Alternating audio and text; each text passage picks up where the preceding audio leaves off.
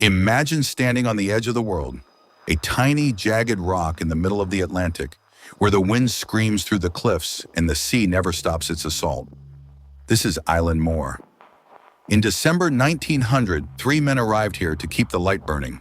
They were experienced, they were disciplined, but they were about to step into a mystery that would haunt historians for over a century.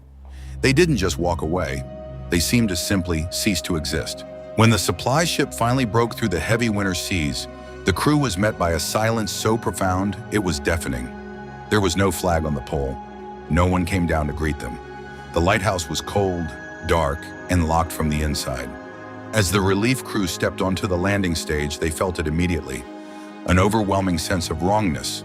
The island was alive with the ocean's roar, but the lighthouse, the heart of the island, was deathly still.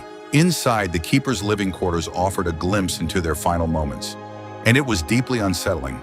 A meal was sitting on the table, food that had clearly been plated and partially eaten, then left to freeze in the biting cold.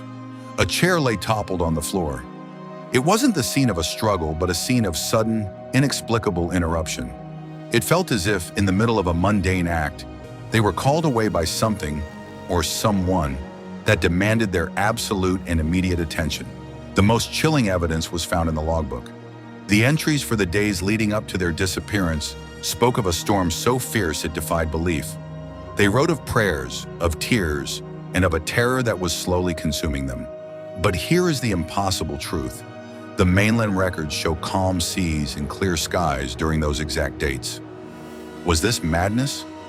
Or were they witnessing something that existed in a reality only they could perceive? Investigators searched every inch of the island.